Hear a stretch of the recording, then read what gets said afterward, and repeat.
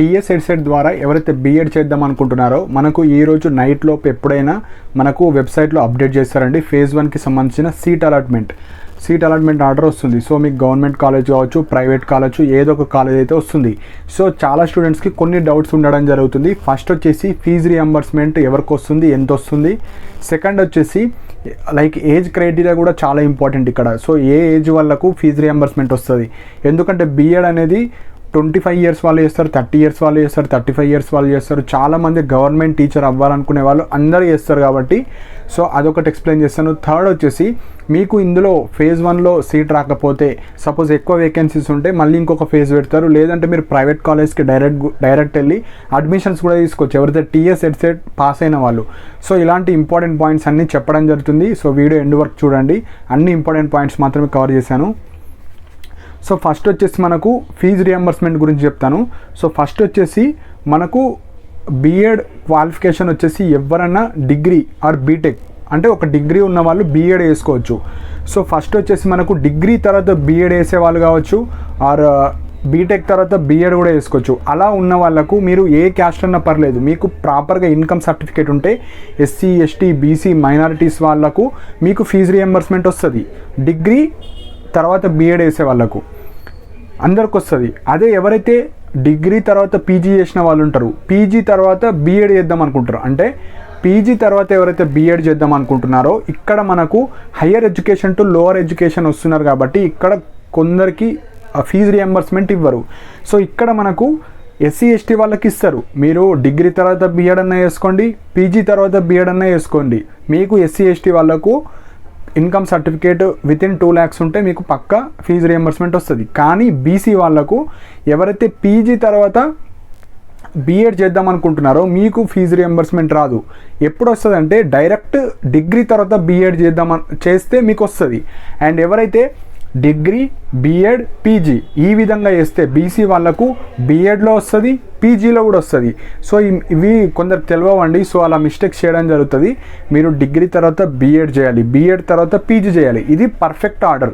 So ఈ విధంగా చేస్తే మీకు బీఎడ్లో వస్తుంది, పీజీలో కూడా వస్తుంది ఎవరికి, బీసీ క్యాండిడేట్స్కి. అదే ఎస్సీ, ఎస్టీ, మైనారిటీస్ వాళ్ళకు మీరు డిగ్రీ తర్వాత పీజీ అన్న వేసుకోండి, బీఎడ్ అన్న వేసుకోండి, బీఎడ్ తర్వాత పీజీ వేసుకోండి, పీజీ తర్వాత బీఎడ్ వేసుకోండి, మీకైతే వస్తుంది. కానీ బీసీ వాళ్ళకు ఒక్కళ్ళకే బీఎడ్ తర్వాత పీజీ చేసుకుంటే బీఎడ్లో వస్తుంది, పీజీలో వస్తుంది, పీజీ తర్వాత మీకు రాదు. సో ఇవన్నీ ఉంటాయండి. సో ఫస్ట్ మనకు సీట్ అలాట్మెంట్ మీద మనకు ఎవరికైతే ఇన్కమ్ సర్టిఫికేట్ ప్రాపర్గా ఉండి లోవర్ అని వచ్చిన వాళ్ళకు మీకు ఎంతైతే కోర్స్ ఫీ అంటారు. ఎగ్జాంపుల్ మన తెలంగాణ జిల్లాలో ఉన్న ఒక్కొక్క బీఎడ్ కాలేజీలో ఒకలాగా ఫీజు ఉంటుంది. ఒక్కొక్క కాలేజీలో 15,000 ఉండొచ్చు, ఒక కాలేజీలో 20,000 ఉండొచ్చు, ఒక కాలేజీలో 25,000 ఉండొచ్చు, ఒక కాలేజీలో 30,000 ఉంటుంది, ఒక కాలేజీలో 50,000 కూడా ఉంటుంది. మనకి ఇస్లామియా కాలేజ్ ఉంటుంది ఒకటి బీఎడ్ కాలేజ్, సో అందులో 45,000 50,000 ఎక్కువ ఉంటుంది. సో ఇలా మనకు ఏ కాలేజీలో ఎలాంటి ఫీ స్ట్రక్చర్ ఉంది, ఎన్ని సీట్స్ ఉన్నాయి, ఎన్ని కాలేజెస్ ఉన్నాయి అన్నీ మనకు ప్రతి యూనివర్సిటీకి సంబంధించిన బీఎడ్ కాలేజ్ లిస్ట్ కూడా మనకు అప్డేట్ చేస్తారు, అందులో కూడా చూడండి. సో ఈరోజు మనకు ఫేజ్ 1 సీట్ అలాట్మెంట్ వస్తుంది. దాని మీద మనకు కోర్స్ ఫీజు ఉంటుంది, అంటే యాక్చువల్గా బీఎడ్ కాలేజీలో ఎంత ఫీజు ఉంది దాని కింద గ్రీన్ ఫండ్ ఉంటుంది. గ్రీన్ ఫండ్ అంటే 100-300 ఉంటుంది, అది అందరు పే చేయాలి. అండ్ ఎవరైతే ఫైనల్ కోర్స్ ఫీ ఉంటుంది, ఫస్ట్ కాలేజ్ ఫీజు ఉంటుంది, ట్యూషన్ ఫీ అంటారు దాన్ని, దాని తర్వాత గ్రీన్ ఫండ్ ఉంటుంది, దాని తర్వాత ఫైనల్ పేమెంట్ మీరు ఎవరైనా కానీ దాని కింద ఎంతైతే ఉంటుందో అది మాత్రమే మీరు పే చేయాలి. సో ఇక్కడ ఎస్సీ, ఎస్టీ, బీసీ వాళ్ళకు ఫీజు రియంబర్స్మెంట్ వచ్చేవాళ్ళు ఆ ట్యూషన్ ఫీ నుంచి అది మైనస్ చేసి మిగతాది ఎంతైతే ఉంటుందో అది మీరు పే చేయాలి. సో ఎస్సీ, ఎస్టీ వాళ్ళకు మొత్తం ఫీజు అనేది 0 ఉంటుంది. సో ఫీజు రియంబర్స్మెంట్ మొత్తం మీకు వచ్చేస్తుంది కాబట్టి మీకు ఎంతైతే రిమైనింగ్ అమౌంట్ ఒక 500 కావచ్చు, కొద్దిగా ఎక్స్ట్రా స్పెషల్ ఫీజు కావచ్చు, అవన్నీ ఉంటే మీరు అవి పే చేసుకోవాలి. మీకు ట్యూషన్ ఫీజు 0 ఉంటుంది. అదే బీసీ వాళ్ళు అనుకోండి మీకు ఒక 13,500 రూపీస్ ఇవ్వడం జరుగుతుంది గవర్నమెంట్ నుంచి. సపోజ్ ఒక కాలేజ్లో 20,000 ఉంటే 20,000 నుంచి 13,500 గవర్నమెంట్ ఇస్తుంది, మిగతా 6,500 మీరు పే చేయాలి. సపోజ్ ఒక కాలేజీలో 30,000 ఉంది, గవర్నమెంట్ 13,500 రూపీస్ మాత్రమే ఇచ్చింది, మిగతా మీరు ఎంతైతే అమౌంట్ మిగులుతుందో అది మీరు పే చేయాలి. సో ఇంకొక మెయిన్ పాయింట్ ఏంటంటే కొందరికి అడగడం జరిగింది, లైక్ వాళ్ళు డిగ్రీ తర్వాత పీజీ చేస్తారు, పీజీ తర్వాత బీఎడ్ చేస్తారు. ఒక్కొక్కసారి మనకు సీట్ అలాట్మెంట్ మీద ఫీజు రియంబర్స్మెంట్ వీళ్ళకి కూడా వస్తుంది. కానీ ఎప్పుడైతే మీరు టీఎస్ఈ పాస్ అప్లై చేసినప్పుడు ఆ మనీ అనేటివి మీకు శాంక్షన్ కావు. సో ఇలా కూడా నేను అడిగాను, సపోజ్ మనకు ఇర్రెస్పెక్టివ్ ఆఫ్ మీరు అప్లై చేశారా మనకు సంబంధం లేదు, కానీ ఒక్కొక్కసారి సీట్ అలాట్మెంట్ మీద కూడా మనకు ఫీజు రియంబర్స్మెంట్ తీసేసి వస్తుంది. సో అలా ఉంటే మీకు ఎంత అయితే చూపిస్తుందో అంత పే చేయండి, ఏం ప్రాబ్లం లేదు. సపోజ్ మీకు డౌట్ రావచ్చు, నాకు ఫీజు రియంబర్స్మెంట్ తీసేసి వచ్చింది, అట్లయితే ఓకే పర్లేదు. కానీ కొన్ని కేసెస్లో మీరు ఎప్పుడైతే కాలేజ్లో అడ్మిషన్ అయిన తర్వాత టీఎస్ఈ పాస్ ద్వారా మనం అప్లై చేస్తాం కదా స్కాలర్షిప్స్కి, అప్పుడు వాళ్ళు మీకు ఆల్రెడీ పీజీలో స్కాలర్షిప్ వచ్చింది, సో మీరు డిగ్రీ తర్వాత పీజీ చేస్తారు, పీజీ తర్వాత బీఎడ్ చేస్తున్నారు కాబట్టి మీకు ఇవ్వమని అప్పుడు హోల్డ్ చేయొచ్చు. సో అలా ఉంటుంది బీసీ వాళ్ళకు. ఎస్సీ ఎస్టీ వాళ్ళకు మీరు పీజీ చేయండి, బీఎడ్ చేయండి, మీకైతే వస్తుంది. సో నేను అలా కనుక్కున్నాను, సో వాళ్ళు చెప్పింది నేను చెప్తున్నాను. సో యాక్చువల్గా డిగ్రీ, బీఎడ్, పీజీ ఇలా చేసిన వాళ్ళకు బీసీ వాళ్ళకు బీఎడ్లో వస్తుంది, పీజీలో వస్తుంది. కానీ పీజీ తర్వాత బీఎడ్ వేసే వాళ్ళకు రాదని చెప్పారు.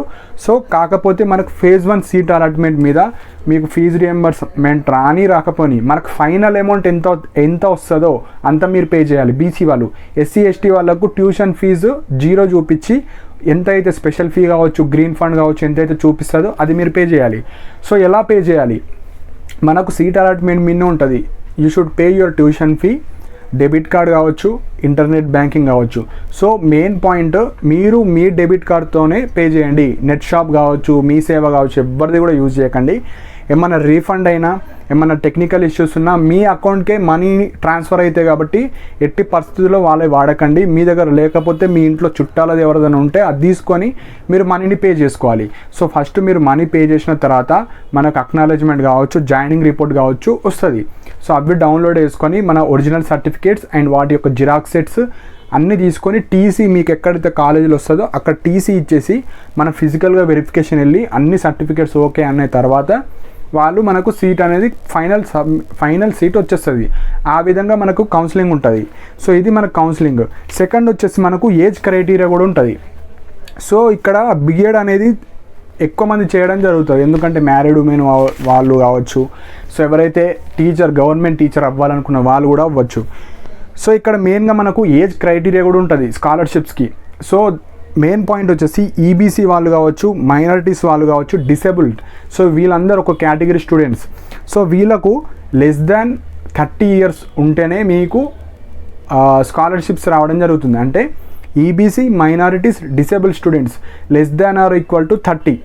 సో మీరు ఇది 2024 కదా, 2024 వరకు మీ ఏజ్ అనేది 30 ఆర్ బిలో 30 ఉంటేనే మీకు స్కాలర్షిప్ వస్తుంది. మీరు 32 ఏజ్ ఉన్న వాళ్ళకు రాదు, 31 ఉన్న వాళ్ళకు కూడా రాదు, సో 40 ఉన్న వాళ్ళకి రాదు. సో మినిమం మనకు 30 ఆర్ బిలో ఉన్న వాళ్ళకి మాత్రమే వస్తుంది. నెక్స్ట్ ఎస్సీ ఎస్టీ బీసీ, వీళ్ళు ఒక category. SC ST BC, so వీళ్ళకు 34 less than or equal to 34 age ఉన్న వాళ్ళకి అందరికి వస్తుంది. అండ్ ఇంకొక పాయింట్, బీఎడ్ తర్వాత పీజీ చేసిన వాళ్ళకు బీసీ వాళ్ళకు వస్తుంది.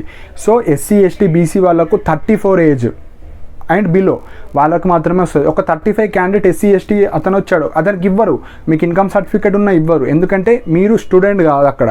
సో మీరు ఆల్రెడీ అడల్ట్ అయిపోయారు, మీకు స్టూడెంట్ స్టేటస్ అనేది రాదు. సో మెయిన్గా 34 ఏజ్ ఉన్న వాళ్ళు మీరు అప్లై చేసుకోవచ్చు. సో ఇవి రూల్స్ ఉంటాయండి. అండ్ మెయిన్ పాయింట్ ఏంటంటే మనము మొత్తం ఫీజు కట్టాలా అంటే మొత్తం కట్టాలి. ఎగ్జాంపుల్, ఇప్పుడు మీకు ఫీజు రియంబర్స్మెంట్ తీసేసి సపోజ్ ఒక కాలేజ్లో 30,000 ఉంది, సపోజ్ ఒక బీసీ క్యాండిడేట్ మీకు 13,000 స్కాలర్షిప్ వస్తుంది, 17,000 కట్టాలి. అదే ఎవరికైతే ఫీజు రియంబర్స్మెంట్ రాదు, కొందరు గవర్నమెంట్ ఎంప్లాయీస్ కావచ్చు, ఎవరికైతే ఇన్కమ్ సర్టిఫికేట్ ఉండదో, మీకు ఎంతైతే చూపిస్తుందో 30,000 ఉంటే 30,000 కట్టాలి, 20,000 ఉంటే 20,000 కట్టాలి. మనకు ఒకటే గుర్తుపెట్టుకోండి, మనకు ఫైనల్ అమౌంట్ ఎంత చూపిస్తుందో అంతా మీరు పే చేయాలి ఫస్టే. అది పే చేసిన తర్వాత మనకు జాయినింగ్ రిపోర్ట్ వస్తుంది. ఫస్ట్ ఇయర్కి సంబంధించిన ఫీజు అంతా ఒకటేసారి కట్టేయాలి. అది కూడా మనకు ఫేజ్ 1 రిజల్ట్స్ ఈ రోజు వస్తే ఈ రోజు నుంచి ఒక 4 days 3 days టైం చెప్పాను కదా, అంతలోపు మీరు కట్టి దాన్ని ప్రింట్ తీసుకొని అన్నీ తీసుకెళ్ళి మీకు ఎక్కడైతే కాలేజ్ వచ్చిందో అక్కడికి వెళ్ళాలి. సో ఇవి మనకు మెయిన్ ఇంపార్టెంట్ పాయింట్స్ అండి. సో ఇంకొకటి మనకు సెకండ్ మెథడాలజీ వచ్చేసి మీ యొక్క ఇంట్రెస్ట్ బట్టి మీరు చూస్ చేసుకోవాలి. అది మన కాలేజ్ అడ్మిషన్ తర్వాత అప్పుడు మీకు ఆప్షన్స్ అడుగుతారు. మీకు ఇంగ్లీష్ ఇష్టమా, తెలుగు ఇష్టమా, మ్యాథ్సా, ఫిజికల్ సైన్సా, బయాలజికల్ సైన్సా. మెయిన్ పాయింట్ మీకు ఏ సబ్జెక్ట్ అంటే ఇష్టం అది తీసుకోవాలి. ఎందుకంటే మీకు నచ్చని సబ్జెక్ట్ తీసుకొని మళ్ళీ టీచింగ్ వైపు వెళ్ళలేరు కదా. మీకు ఏదైతే ఇష్టం, నాకు మ్యాథ్స్ అంటే ఇష్టం, నాకు సోషల్ అంటే ఇష్టం, నాకు ఫిజిక్స్ అంటే ఇష్టం, సో నాకు బయాలజీ అంటే ఇష్టం, నాకు ఇంగ్లీష్ అంటే ఇష్టం, అలా మీరు చూస్ చేసుకోవాలి ఎప్పుడైనా. సో మెయిన్ మెథడాలజీ ఇప్పుడు చూస్ చేసుకున్నారు. సెకండ్ మెథడాలజీ మీరు జాయిన్ అయిన తర్వాత మీకు నచ్చింది చూసుకోవచ్చు. సో ఆ విధంగా మీరు ప్రాపర్ గైడెన్స్ తీసుకొని మీకు నచ్చింది తీసుకోండి.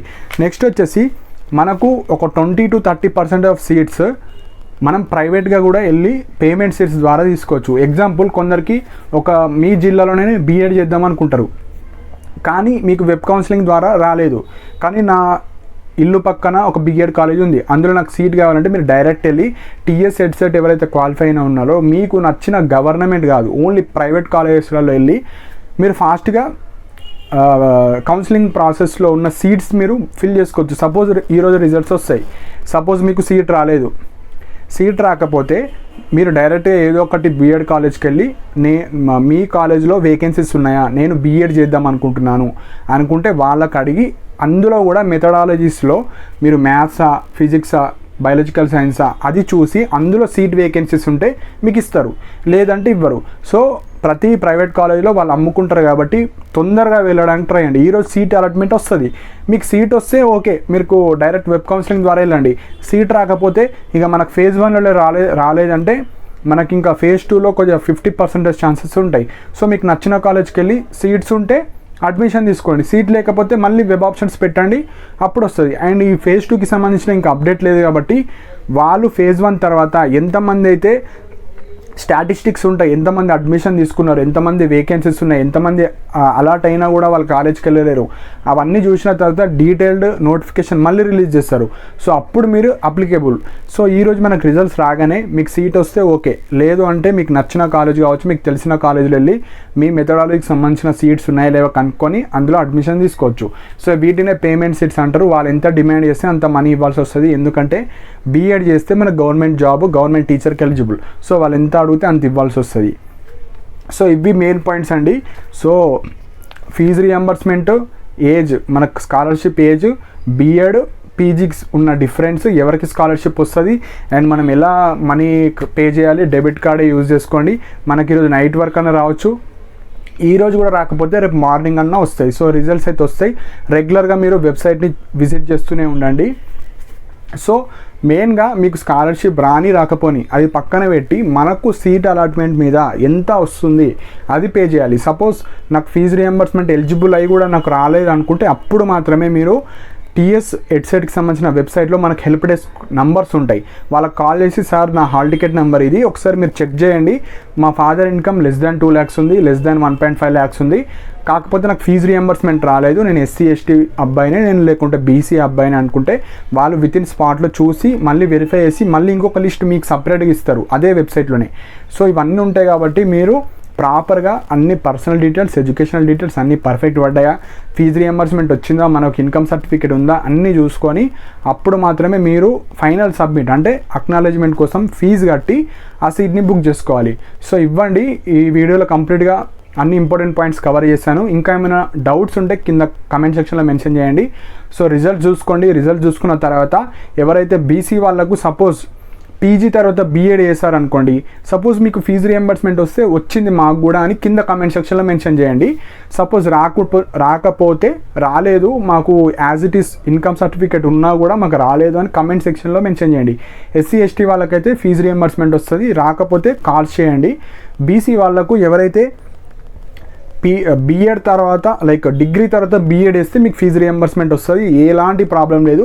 పీజీ తర్వాత బీఎడ్ వేసిన వాళ్ళకి ప్రాబ్లం కాబట్టి పీజీ తర్వాత బీఎడ్ అప్లై చేసిన వాళ్ళు బీసీ క్యాండిడేట్స్ వాళ్ళు కింద కమెంట్ సెక్షన్లో మెన్షన్ చేయండి, మీకు ఫైనల్ అమౌంట్ ఎంత చూపిస్తుంది ఫేజ్ 1లో, సో దట్ ఇంకా క్లారిటీగా అందరికీ అర్థమవుతుంది. సో ఇంకా ఏమైనా డౌట్స్ ఉంటే కింద కమెంట్ సెక్షన్లో మెన్షన్ చేయండి. ఇలాంటి అప్డేట్స్ కోసం నా ఛానల్ని సబ్స్క్రైబ్ చేసుకోండి అండ్ నా టెలిగ్రామ్ ఛానల్లో కూడా జాయిన్ అవ్వండి. ఎవ్రీడే గవర్నమెంట్ జాబ్ అప్డేట్స్ కానీ, ప్రైవేట్ జాబ్ అప్డేట్స్ కానీ, స్టూడెంట్కి రిలేట్ అయ్యే అన్ని ఇంపార్టెంట్ పాయింట్స్ పీడిఎఫ్స్ కానీ ఎవ్రీడే షేర్ చేయడం జరుగుతుంది. దానికి సంబంధించిన లింక్ కూడా కింద కమెంట్ సెక్షన్లో పిన్ చేసి పెట్టాను. And thank you for watching my video.